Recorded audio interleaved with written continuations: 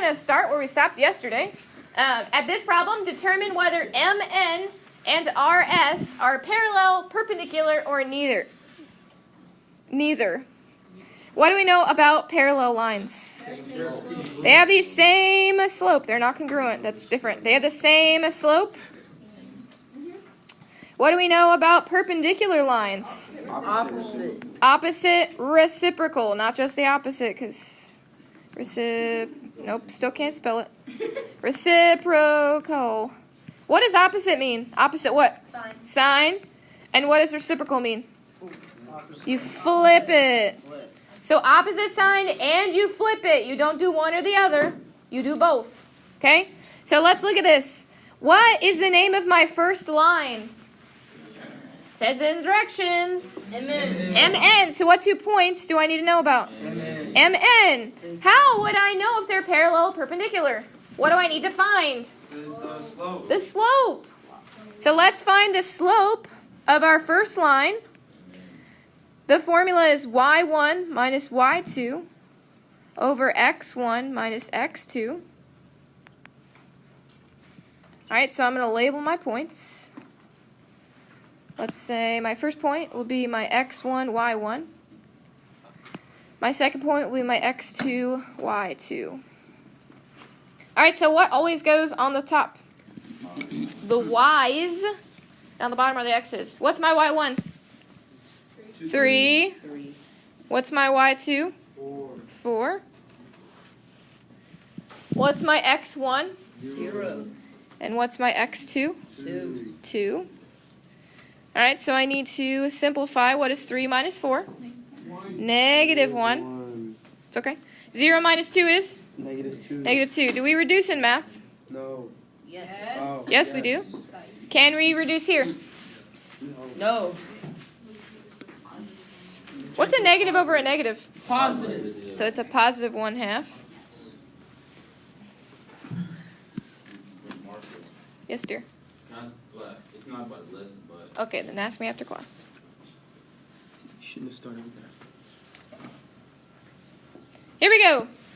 The next one, we need to find the other slope because we're going to compare them. Okay, the other slope is RS. It says it in the directions. All right, so we're going to use the same formula. I'm not going to write it twice because write the formula twice. I already wrote it right above. All right, so I'm going to label my x1, y1.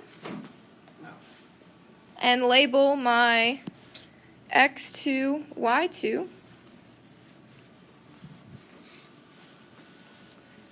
What is my y1? 4. My y1? 1. Sorry. Listening is tough stuff. What is y2? 4. 4. Thank you, Josiah. What is my x1? 2. 2. What is my x2? 8. So now we simplify. We'll have 1 minus 4, which is negative 3. And then we have 2 minus 8, which is? 6. Do we reduce? What is this reduced to? Positive. Positive 1/2. Negative over negative makes positive. Compare the slopes. Are they the same, opposite, reciprocal, or neither? Same. They're the same, which makes them parallel. So you'll say parallel. That's the answer.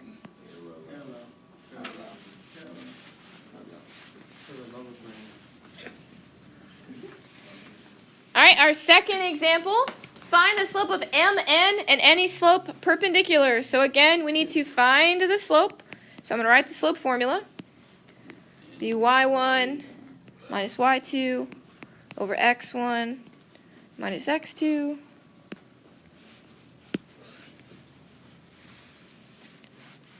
My first point will be my x1, y1. My second point will be my x2, y2. All right, so what's my y1? Negative 3. Negative 3. What's my y2? 1. My x1? 2. My x2? Negative 4. Negative 4. All right, so now we simplify. What's minus 3 minus 1? Negative 4. And then what's 2 minus minus? 6. Do we reduce? yes. So what does it reduce to? Negative 2. Negative 2 over 3. So that is the current slope. That's the first part of the answer. What's the second part looking for? The perpendicular. So the perpendicular, I'm going to write down here. It needs to be the opposite and reciprocal.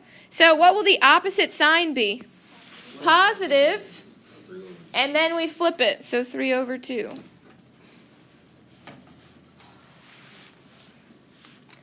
And with that, both of those are the answers. Okay, because it asks for the first slope as well as asking for the perpendicular slope. So make sure you have both answers. So we have. In exercises 1 and 2, find the value of x that makes m parallel to n. So before we do that, we're going to talk for a second. There were 4 properties that proved that lines were parallel. Okay, can someone tell me what one of them was? What do corresponding angles have to be? They have to be what? Congruent. How can angles be parallel?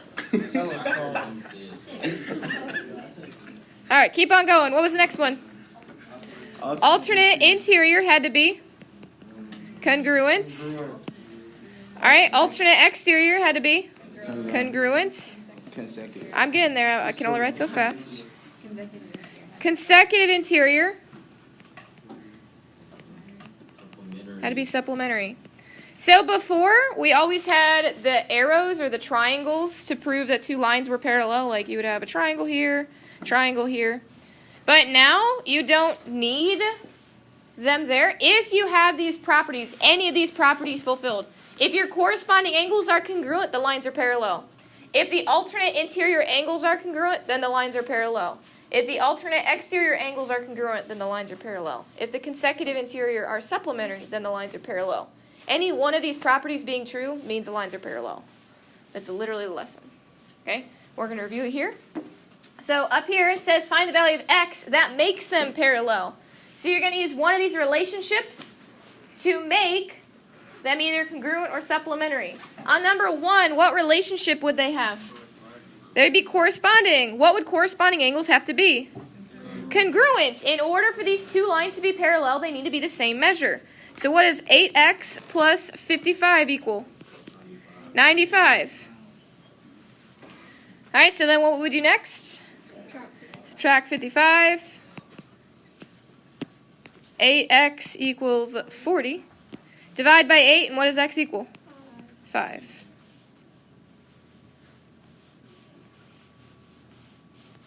Two, what relationship would they have?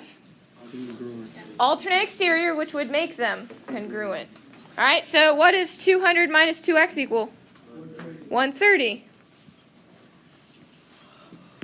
Going to write it over here. 130 equals 200 minus 2x. What would we do next? Subtract what? 200. Subtract 200. So we'd get negative 70 equals negative 2x. Divide by negative 2, and what does x equal? 35.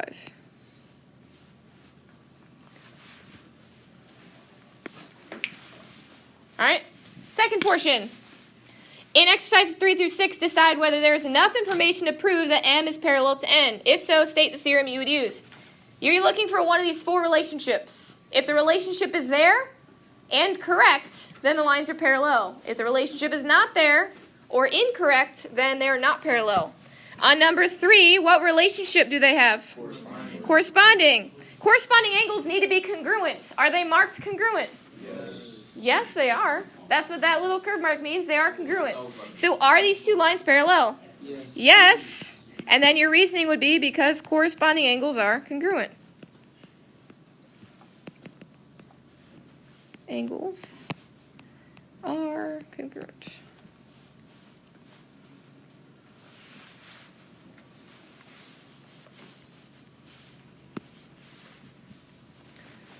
All right, the next one we do, what relationship do they have? I'm sorry, White Pennebaker. What was it? They're vertical angles. Is that on our list? Is that on our list? No. No. So is that enough to prove that they're parallel? No. No, so not enough info. Think about this too. Not enough info. If you look at the picture, we're trying to prove that M, which is right here, is parallel to N. Is any angle marked on line N? No, not a single thing. We know nothing about line N. So how would we know that they're parallel? We wouldn't. Okay, all of these relationships, to prove that they're parallel, they deal with, look at this one, they're corresponding. This one was on line M, as in Marshall. This one was line N, like Nugget. Okay? Because there was an angle on both of them marked, that was enough information to prove that they're parallel. Okay? We're going to move to page 85. There is one problem like this on your quiz. Determine which lines, if any, must be parallel. So you're looking for the same exact thing. One of those 4 properties to be fulfilled. On number 5, how many angles are marked? How many angles are marked? On number 5? Oh. 1 angle. What are we saying? 3. There are 3 lines, but how many angles are marked? 1. Can you have a pair of relationship with 1? Do you have a pair of shoes if you have 1 shoe? No. So is there enough information? No. So you'd say not enough info. All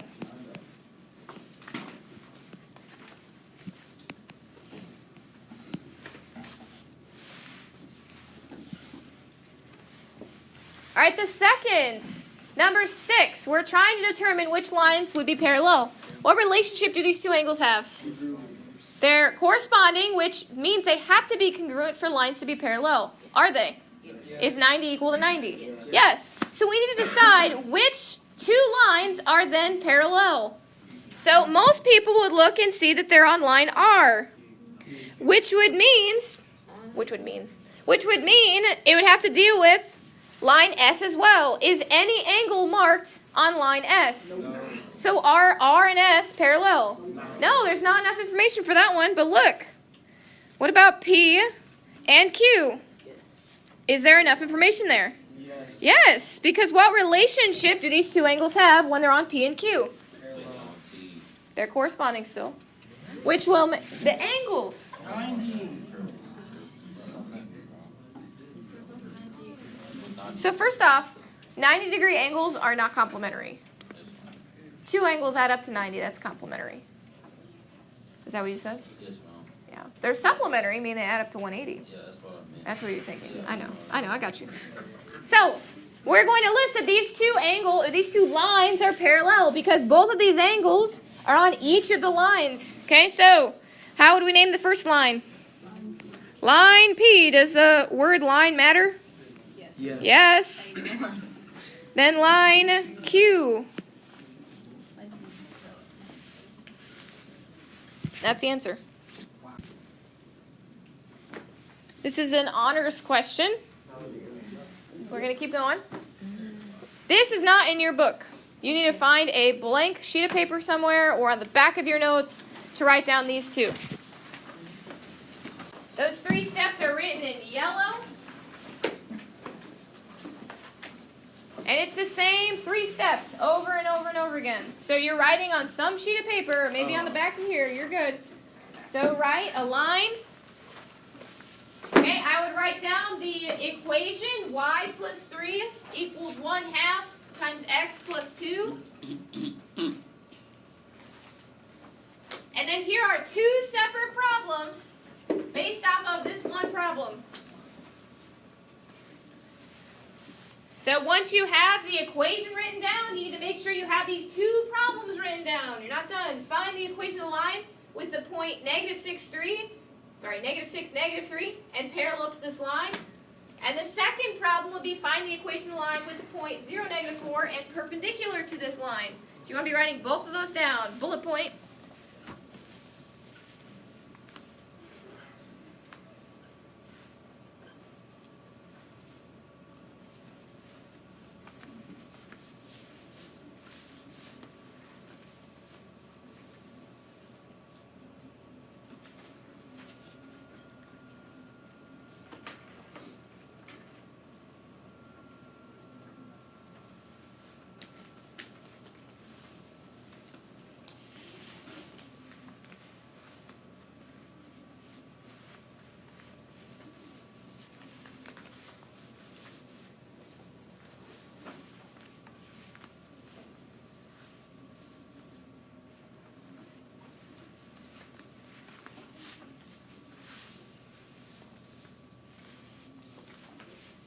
I meant more so write down the actual problem, but I mean the steps are good too.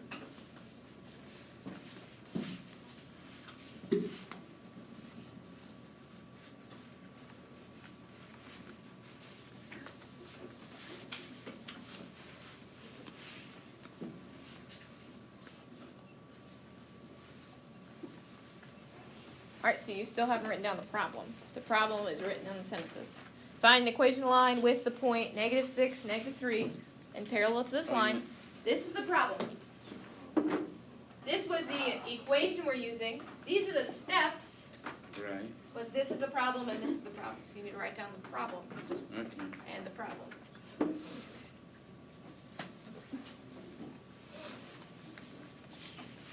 Like, with the line. Alright, I got you. It's okay. Parallel through -6, -3.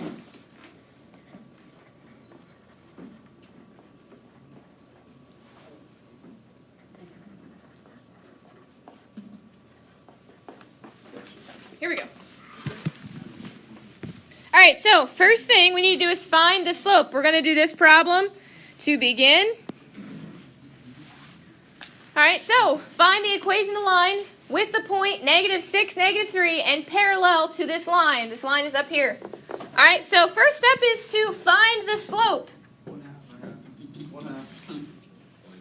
But so, don't jump ahead, I'm just speaking. What is the important piece of information in our problem here? Write the equation of line through the point and parallel to this line. What is the most important piece of information? Parallel. What do you know about parallel slopes? Same. They're the same. So to find this slope up here, you would distribute. You got y plus 3 equals, what's 1/2 times x? 1/2 x. What's 1/2 of 2? 1. If I subtract 3 to continue to solve, will that change what my slope is? If I subtract 3 up here, does that deal with my slope at all? No. So what is my slope? 1/2. My slope up here is 1/2. So because they're parallel, what will my slope be? We just said it in our problem here. 1/2. Because parallel lines have the same exact slope. So once you find the slope, you plug it into the point slope. It's not supposed to say slope intercept. Nope. It's point slope. Point slope. So if you wrote down slope intercept, that would fix it. Y minus y1. Which would be this formula. Y minus y1 equals m times x minus x1. So plug it into our point slope formula. Guess why it's called the point slope formula? What do you plug into it? Slope. A point and a slope. Hence the name. Okay? So, what do we not plug anything in for in this formula? The y1 and the x1. Ah, we plug something there. The y minus and the x minus. We don't plug anything in. The rest of it we do. Y1 would be from the coordinate they gave us. Our coordinate is x1, y1. So what is the y I'm going to plug in? -3. What is the slope I'm going to plug in? 1/2, because the slopes were the same, because they're parallel. What is the x I'm going to plug in? -6. Okay, and of course, both of those minus of a minus will make positives. All right, so now we just simply solve. We leave the y plus 3. What's 1/2 of x? 1/2 x. What's 1/2 of 6? 3. 3. Subtract 3. Ooh, what is our formula equal? Y equals 1/2 x. 1/2 x. Sorry. This morning, I made this up, just so we all know. This morning, I picked a different point, and it just so happened that this point was on the original equation of the line, so the answer we got was the same answer as this one. So it was all awkward, but the fact that both those cancel out, I'm just really good at picking numbers. Do we have any questions on what to do on this type of problem? How did we find the slope? It's not there, use the slope. Point slope. Y equals mx plus b. How do we find the slope? How do we know it was 1/2? Did we just guess? No, because it's parallel. Because they're parallel. Thank you, Ja'Cory. They're parallel, which means the slopes are The same. the same. Will they always be the same? Yeah. No. Oh, wait. Only in parallel lines. The next one we're doing a perpendicular line. So perpendicular lines will not be the same. Perpendicular lines will be the opposite sign and the reciprocal. So opposite sign, what is the current? Is it positive or negative? It's a positive 1/2, so our new one's going to be negative. And what's the reciprocal of 1/2? 2/1. 2/1, which reduces to 2. 2. So this is our slope. And then guess what we do? Same thing. Same formula. Y minus y1 equals m times x minus x1. We still don't plug anything in for y minus or x minus.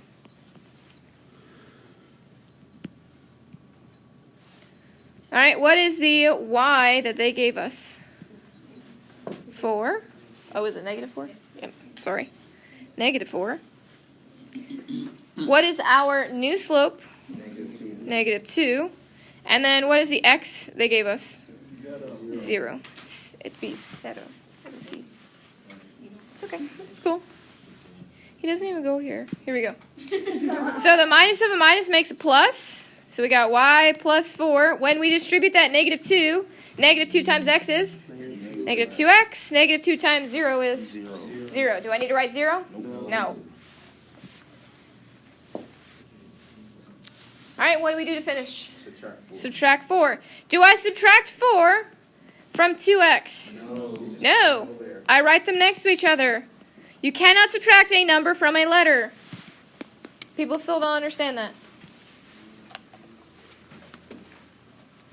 All right, here is the last thing I'm going to show you.